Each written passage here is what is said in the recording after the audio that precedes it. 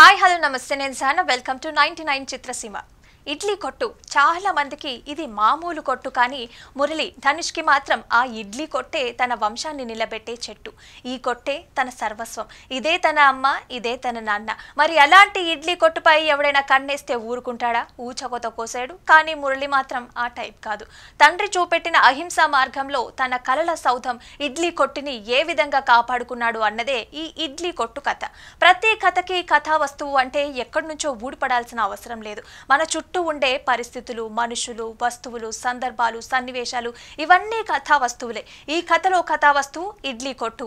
మరి ధనుష్ చిన్నతనంలో తన ఊరు వెళ్ళినప్పుడు ఒక ఇడ్లీ కొట్టును చూసి ప్రేరణ పొంది అల్లిన కథే ఈ ఇడ్లీ కొట్టు. ఇడ్లీ కొట్టు ఆ గెటప్, ఆ సెటప్ చూసిన తర్వాత కథ ఏంటి, కథనం ఏంటి, చివరికి ఏమవుతుంది అని ఇడ్లీ కారపొడి చల్లుకున్నంత ఈజీగా ఈ సీన్ అయితే గెస్ట్ చేయొచ్చు. కాబట్టి చూసేవాళ్ళు కథని అర్థం చేసుకోవడానికి పెద్దగా కష్టపడాల్సిన అవసరం అయితే లేదు. టీజర్, ట్రైలర్, సాంగ్స్ లో కథ, కథనం, కథగమనం ఎలా ఉండబోతోందన్నది ముందే క్లారిటీ ఇచ్చేసిన ధనుష్ ఈ కథకి ఆయనే కథానాయకుడు, అతడే దర్శకుడు. మరి శంకరరావుపురం అనే చిన్న గ్రామంలో ఈ ఇడ్లీ కొట్టు కథని మొదలు పెట్టాడు దర్శకుడు ధనుష్. శివకేశవుడు రాజ్ కిరణ్ కి తన ఇడ్లీ కొట్టు అంటే పంచ ప్రాణాలు. ఆ ఇడ్లీ కొట్టే తన తల్లి తనకి ఇచ్చిన ఆస్తి. దాన్నే దైవంగా భావిస్తూ ఊళ్ళో వారికి రుచికరమైన ఇడ్లీ అందిస్తూ కడుపు నింపుతుంటాడు. మరి శివకేశవుడు కొడుకు మురళి ధనుష్ హోటల్ మేనేజ్మెంట్ చేసి ఉన్నత స్థితికి వెళ్లాలని అనుకుంటాడు. తన తండ్రి ఇడ్లీ కొట్టుకి ఊళ్ళో మంచి పేరు ఉండటంతో ఆ పేరుని మరింత ఫ్రాంచైజీలతో విస్తరించాలని పట్టుబడతాడు. తన చేత్తో పిండి రుబ్బితేనే కానీ ఇడ్లీ వేయటానికి ఇష్టపడని శివకేశవుడు ఫ్రాంచైజీలు పెట్టడానికి ఒప్పుకోడు. దాంతో మురళి తండ్రి దగ్గరే ఉంటే తాను కూడా ఇడ్లీలు వేసుకొని బతకాల్సి వస్తుందన్న ఉద్దేశంతో కన్నవాళ్ళని వదిలేసి విదేశాలకి వెళ్ళిపోతాడు ధనుష్. అక్కడ విష్ణువర్ధన్ సత్యరాజ్కి సంబంధించిన హోటల్స్ లో పనిచేసి వాళ్ళ కంపెనీని లాభాల బాట పట్టిస్తాడు. మళ్ళీ మురళి తన వద్దే ఉంటూ తన కంపెనీని తిరుగు ఉంటుందనే ఉద్దేశంతో తన కూతురు మీరా శాలిని పాండేనిచ్చి పెళ్లి చేయాలని పెళ్లి ఫిక్స్ చేస్తాడు విష్ణువర్ధన్. ఆ పెళ్లి విష్ణువర్ధన్ కొడుకు అశ్విన్ అరుణ్ విజయ్ కి ఇష్టం ఉండదు. తన కంపెనీలో తనకంటే మురళికి ఎక్కువ పేరు రావటాన్ని సహించలేకపోతాడు అరుణ్. చుట్టూ కోట్ల ఆస్తి, పేరు, హోదా అన్నీ ఉన్నా కన్నవాళ్లు లేని బాధని భరించలేకపోతుంటాడు మురళి. సరిగ్గా మీరాతో పెళ్లి టైంకి మురళి తండ్రి చనిపోతాడు.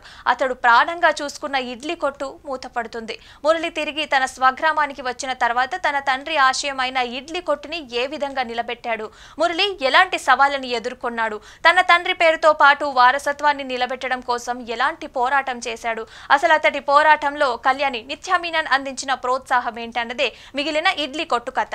తండ్రికి ఊరు, ఆ ఇడ్లీ కొట్టు అంటే ప్రాణం. మరి కొడుక్కి కన్న వాళ్ళకి ఉన్న ఊరిని వదిలి వెదకాలన్న తాపత్రయం. భిన్న స్వభావాలు ఉన్న ఈ పాత్రల మధ్య ఘర్షణని ఎమోషనల్ గా చూపించి కొన్ని హార్ట్ టచింగ్ మూమెంట్స్ అందించారు ధనుష్. ఈ కథలో ఏ మాత్రం కన్ఫ్యూజన్ లేకుండా హీరో విదేశాలకి వెళ్లడం, అక్కడ తాను కావాలనుకున్న ఆస్తి, అంతస్తు, పేరు, హోదా సంపాదించడం, కథకి కావాల్సిన ప్లాన్ చకచకా కదులుతుంది. అయితే ఫస్ట్ హాఫ్ లో ఎప్పుడైతే హీరో తండ్రి చనిపోతాడో తన ఊరికి తిరిగి రావటం, మూతపడిన ఇడ్లీ కొట్టుని మళ్లీ ప్రారంభించటంతో కథ వేగం పుంజుకుంటుంది. ఊహించని మలుపులు, ఊహాతీతమైన ఈ ట్విస్టులతో ఇవేం లేకపోయినా కూడా ఫస్ట్ హాఫ్ లో కథని చాలా డీసెంట్ గా నడిపించారు ధనుష్. మరి తల్లిదండ్రుల ఆశయాన్ని బతికించే కొడుకు పాత్రలో ఏడ్పించేశాడు ధనుష్. ఇలా చాలా సన్నివేశాలలో కళ్ళు చెమ్మగిల్లేలాగా చేశాడు. మరి ఈ ధనుష్ నటించిన సినిమాలే కాదు, ఆయన దర్శకత్వం వహించే సినిమాలు కూడా చాలా సహజంగా ఉంటాయి. ఈ చిన్న చిన్న సన్నివేశాలతో లోతైన భావాలు కనిపిస్తుంటాయి. సింపుల్ కథలే అయినా కూడా ఎమోషనల్ గా చాలా డెప్త్ ఉంటుంది. ఇది మన కథే అనే ఫీలింగ్ అయితే కలిగిస్తుంటాడు ధనుష్. కన్న వాళ్ళని, ఉన్న ఊరిని వదిలి ఎక్కడో బతుకుతున్న వాళ్ళందరికీ ఈ కథలో కొన్ని సన్నివేశాలు కనెక్ట్ అవుతాయి. పని పని అంటూ కన్న వాళ్ళని, ఉన్న ఊరిని వదిలేసి ఒంటరిగా బతుకున్న నాది ఓ బతికేనా అని హీరో బాధపడే సన్నివేశం తమని తాము చూసుకుంటున్నట్లుగా చాలా మంది అనుకుంటుంటారు. అయితే ఇలా ఇడ్లీ కొట్టు ఫస్ట్ హాఫ్ చాలా వరకు ఎమోషనల్ గా రైడ్ ని సాగుతుంది. మరి కీలకమైన సెకండ్ హాఫ్ వచ్చేసరికి మాత్రం ఎండిన కొమ్మకి ఏ పక్క ఊపు ఉండదు అన్నట్లుగా మారిపోయింది. భుజాలపై బరువుని మోసే తండ్రి త్యాగాన్ని, కుటుంబం కోసం తనకంటూ ఒక జీవితం ఉండనే మర్చిపోయే తల్లి త్యాగాన్ని వర్ణించడానికి 100 భాషలు కూడా సరిపోవు. వాళ్ళు కాలం చేసిన తర్వాత చింతించడం కంటే ఉన్నప్పుడే చిరకాలం గుర్తుండిపోయేలాగా కనీసంగా వాళ్ళతో కలిసి జీవించాలి అనే మెసేజ్ ని అందించాలనుకోవటం వరకే ఓకే. కానీ ఆ విషయాన్ని ప్రజెంట్ చేసిన విధానం వాస్తవ దూరంగా అనిపించింది. అయితే తన తండ్రి రిక్షా తొక్కాడు కాబట్టి తన కొడుకు కూడా రిక్షా తొక్కాలని, తన తండ్రి బస్తాలు మోసాడు కాబట్టి తన కొడుకు కూడా బస్తాలు మోయాలని ఏ తండ్రి అనుకోడు. ప్రజెంట్ ఈ జనరేషన్ లో అయితే అస్సలు అనుకోరు. కానీ ఈ కథలో తాను ఇడ్లీ కొట్టు నడిపాడు కాబట్టి తన కొడుకు కూడా ఇడ్లీ కొట్టు నడిపే అలాగే ఉండిపోవాలని అనుకోవటం, అదే సాంప్రదాయాన్ని కొడుకు కూడా తరతరాలకి వర్తింపజేస్తానని చెప్పటం వాస్తవ దూరంగా అనిపించింది. ఇప్పటికే దర్శకుడిగా పాస్ మార్కులు పొందిన ధనుష్ ఇడ్లీ కొట్టుతో తనలో ఉన్న ఒక గొప్ప దర్శకుడు ఉన్నాడని కొన్ని సీన్లతో నిరూపించుకున్నాడు. అదే ఫ్లో కంటిన్యూ చేస్తే ఈ ఇడ్లీ కొట్టు అనేది టేస్ట్ అదిరిపోయేది. కానీ సెకండ్ హాఫ్ వచ్చేసరికి ఇడ్లీ చల్లారింది.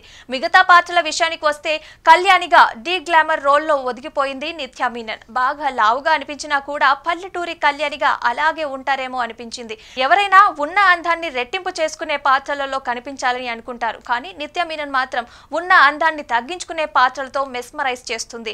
మురళి ఆశయంలో అండగా నిలిచే ఈ పాత్రలో మెప్పించిన నిత్యా మీనన్ తీరు సినిమా తర్వాత ధనుష్ కలిసి కాంబో రిపీట్ చేసిన నిత్యా మీనన్ కెమిస్ట్రీ బాగా వర్కౌట్ చేసింది. ఓ పల్లెటూరు అమ్మాయి ఎలా ఉంటుంది, ఎలా ఆలోచిస్తుంది, ఎలా ప్రవర్తిస్తుంది అనే మూమెంట్స్ ని కళ్యాణి పాత్రలో భలే చూపించారు ధనుష్. మీరాగా తనకి సూట్ అయ్యే పాత్రలో మెరిసింది శాలిని పాండే. ప్రతి కథానాయకుడిగా అరుణ్ విజయ్ మెప్పించారు. హీరో తండ్రి పాత్రలో రాజ్ కిరణ్ రోల్ ఈ సినిమాకి ఆయువు పట్టు. అతని చుట్టూనే ఈ కథ మొత్తం తిరుగుతూ ఉంటుంది. అయితే హీరోయిన్ తండ్రిగా సత్యరాజ్ మల్టీ ఫీట్స్ ఉన్న పాత్రలో మెప్పించారు. పరోటా కొట్టు పట్టాభిగా నటుడు దర్శకుడు సముద్రకని నటించారు. కానీ అంత స్టార్ ఇమేజ్ పెట్టుకుని ఇలాంటి పాత్ర చేయడం ఎందుకబ్బా అనిపిస్తుంది. ఆ పాత్రలో పెద్ద స్కోప్ లేదు. ఆ సినిమాలో డైలాగులు కూడా చాలా హార్ట్ టచింగ్ గా అనిపిస్తాయి. అమ్మా నాన్నల్ని చూసుకోలేని ఏ కొడుకు కూడా బాగుపడినట్లుగా చరిత్రలో లేదు. కోల్పోవటానికి ఏమీ లేనోడిని గెలవటం చాలా కష్టమని డైలాగులు పేలాయి.